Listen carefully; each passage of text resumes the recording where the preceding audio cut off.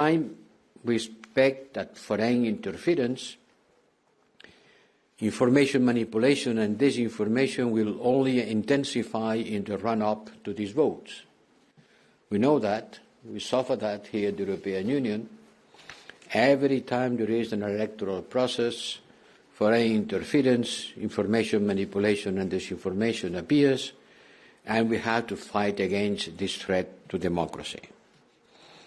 This brings me to the second point, that the European Union continues in full solidarity with Moldova. And we do that for many reasons, because you belong to the European family, but also because we see Russia acting actively, trying to destabilize your country. That's a fact. From outside, but also using local proxies to interfere and intimidate politically and economically. Russia has introduced a ban on imports of your fruits and vegetables, to mention a very concrete thing. And in order to face that, we have considerably stepped up our support for reforms and to build up capacities to protect your country against destabilization efforts. We continue to strengthen your energy security and expand sectoral cooperation. I will ask Commissioner Borrell to say more on this. I just want to concentrate my words on the third point, which is how we can jointly address our shared security challenges and further increase Moldova's resilience. For that, today Moldova has become the first country to sign a security and defence partnership with the European Union. We have done that minutes ago. This is the first country, many others will follow, in order to create a network of friends that builds a strong security and defence partnership. This will include an ever closer cooperation in areas ranging from cybersecurity to countering hybrid threats and disinformation, training and capacity building, and will open new areas of cooperation. On the other hand, don't forget what we have already done. We launched a year ago, I was there, great pleasure, to launch the civilian European Union partnership mission in Moldova. I remember it was a memorable day. This was a step further for us to become a reliable partner. And I will further enhance the Moldova's capacity to fight hybrid and cyber threat.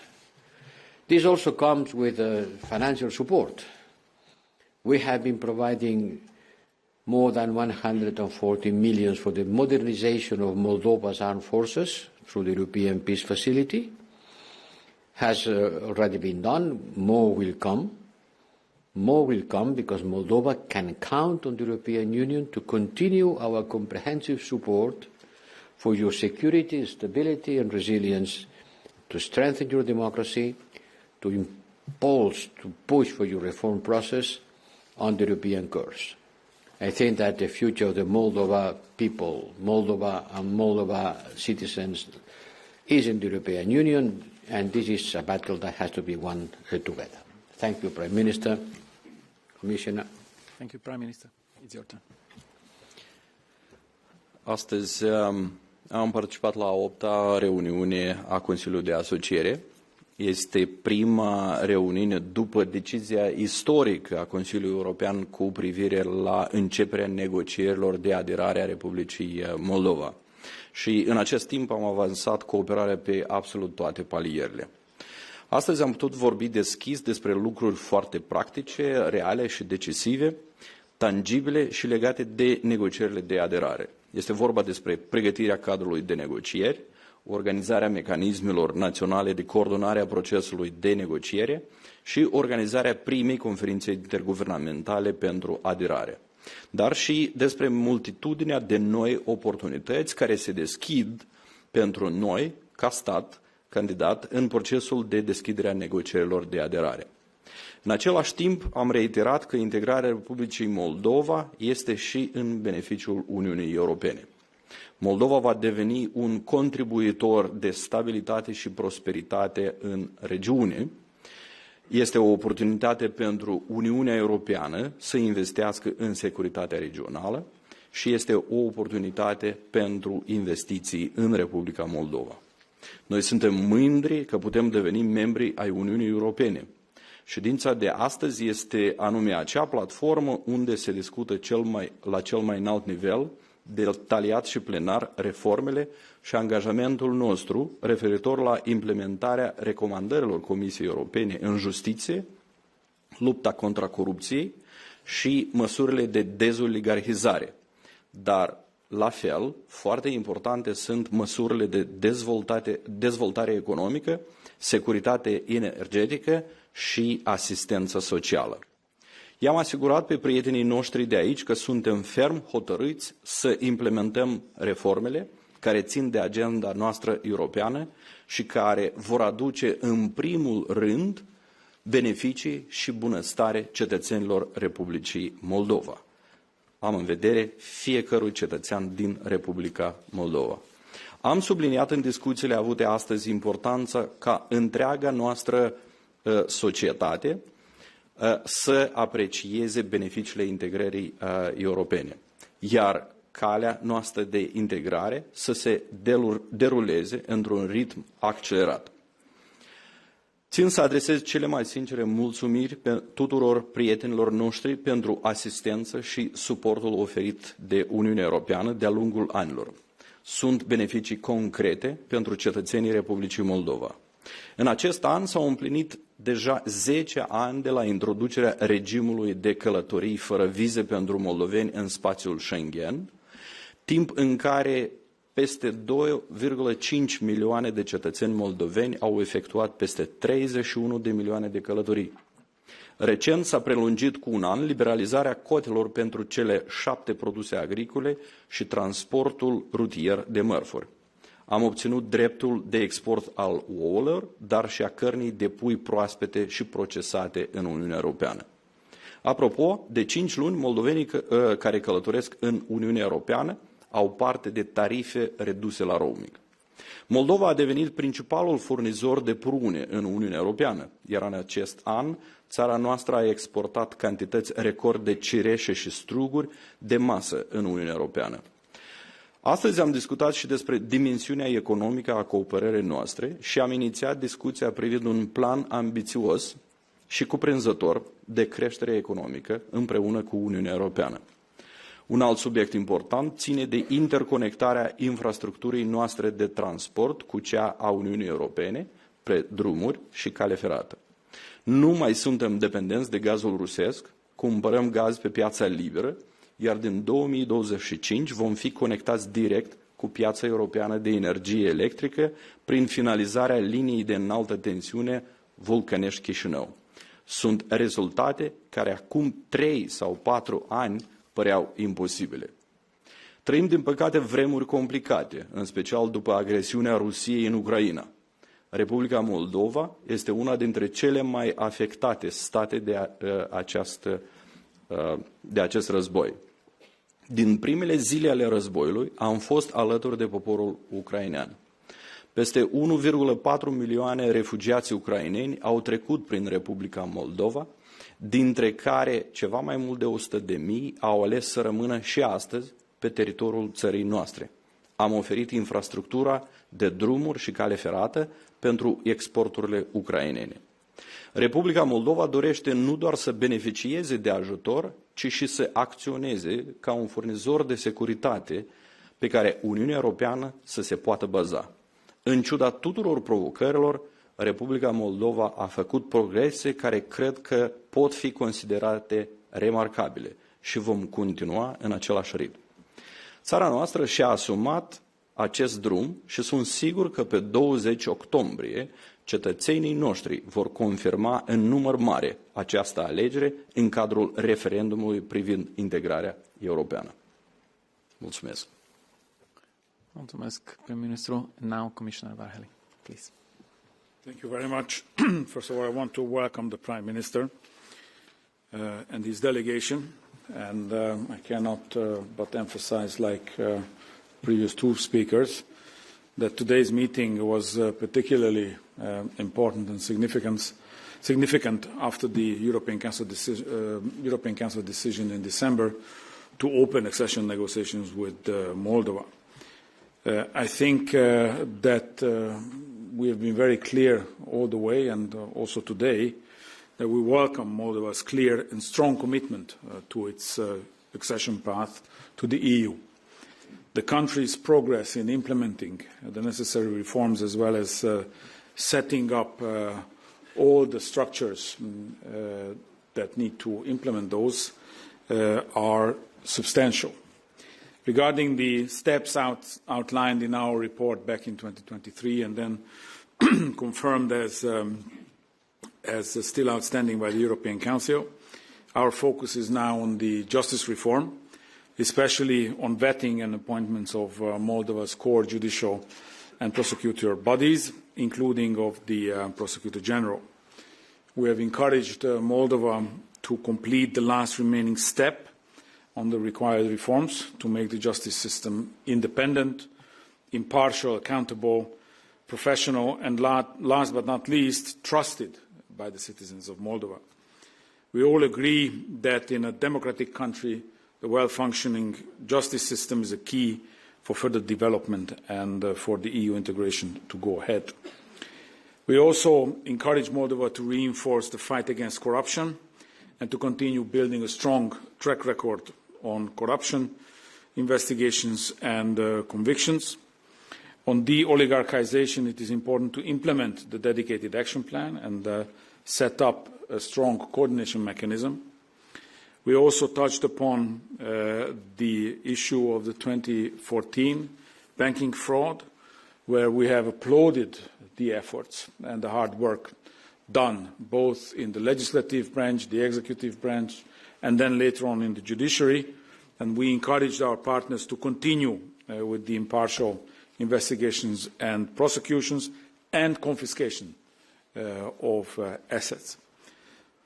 From our side, we will continue to support Moldova's effort on the enlargement track, as well as in addressing the challenges posed by the geopolitical context surrounding also Moldova.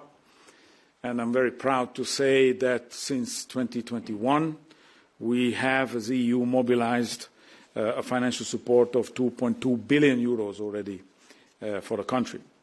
These investments are spearheaded by the Economic and Investment Plan, which has mobilized already 1.5 billion euros in public and private investments in key sectors like energy, transport, and access to finance, especially for the SMEs.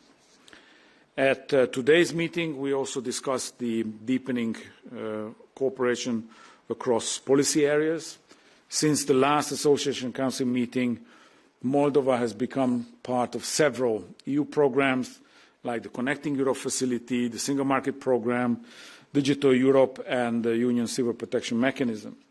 In this context, I'm also pleased that two agreements were signed today in the margins of our meeting. The first was the establishing of the EU-Moldova Security and Defence Partnership, and the second was Moldova's participation in the Employment and Social Innovation strand of the ESF Plus, the European Social Fund Plus programme. The other topic, I think, which is of direct benefit for the citizens and businesses, both of Moldova and the EU, is the reduction of roaming charges, which remains a key priority, something that has started out with the joint declaration signed by the Moldovan operators and the EU operators. Now we need to make sure that this is implemented fully and that we can bring in Moldova to the EU single roaming area. But for this to happen, we still need Moldova to make further progress in alignment with our acquis. Today, we also address the challenges that Moldova continues to face, stemming from the Russian aggression against Ukraine.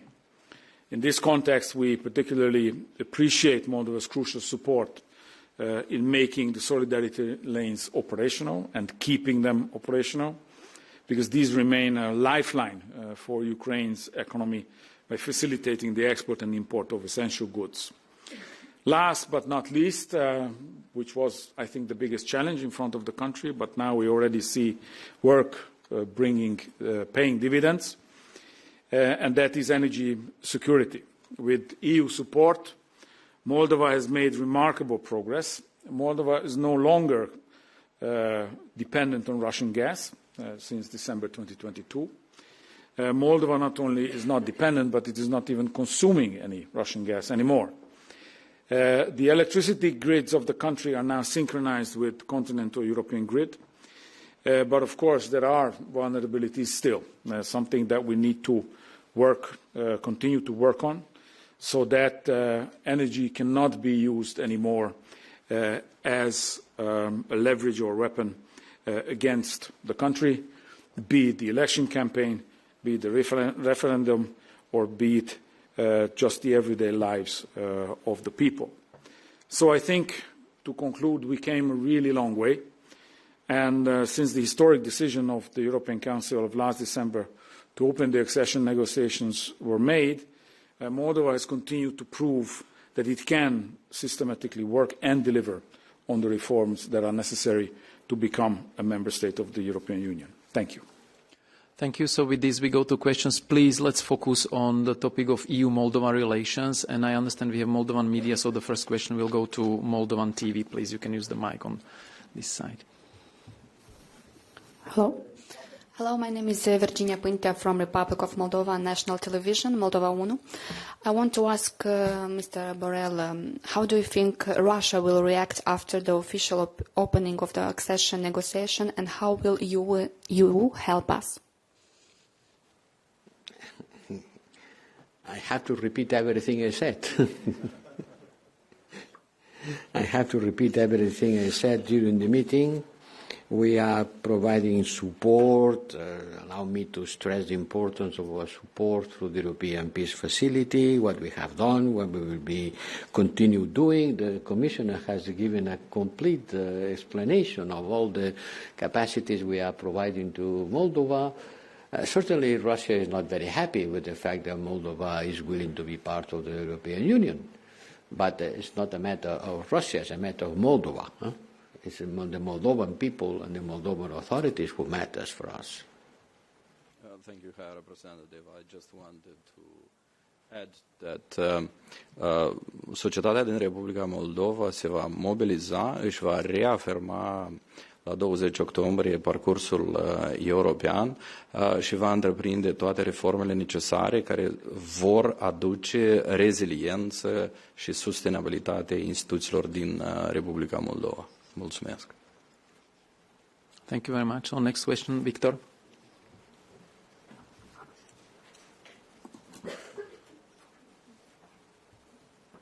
Hello, my question is on a separate topic. I'm sorry, on the dispute between Spain and Argentina.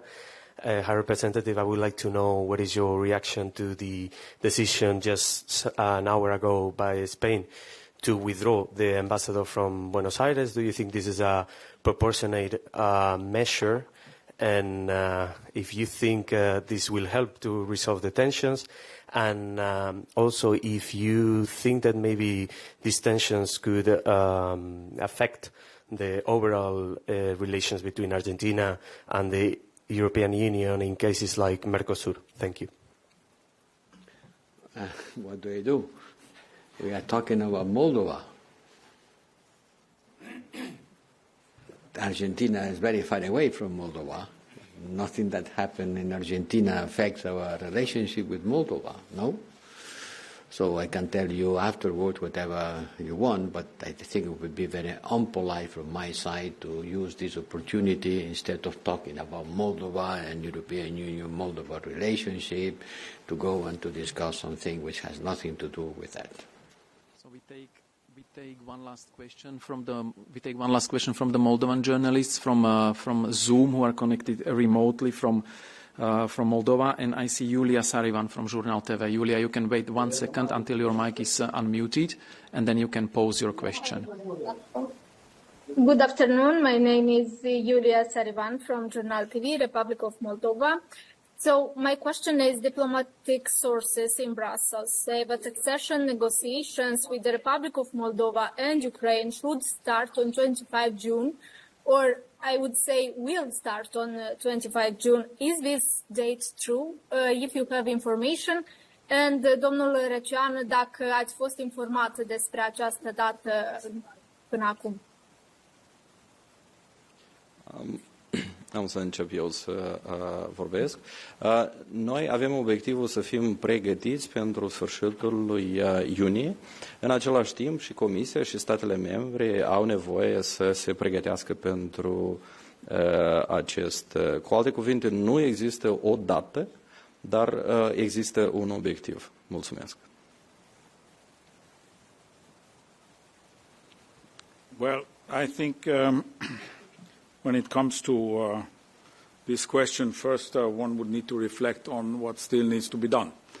If you listened carefully to what I explained to you, I think that there is at least one outstanding issue to be addressed. But we received, again, reassurances by the government that this work is going to be done. Whether this is going to be done before the 25th of June or not, I don't think I can respond to this. The second issue is that on the side of the Commission we have made all the proposals for the Council to make that decision and call for the first intergovernmental conference, which should be the first formal negotiations. Whether the work in the Council is going to be ready by then, by the date you mentioned, and we can call for an intergovernmental conference, remains to be seen. Of course, it would be easier to get there if all the tasks were already complete. Thank you. Thank you. And with this, Prime Minister has to run, so we have to conclude. Thank you very much. Mulțumesc frumos. Let's see each other very soon. Bye-bye.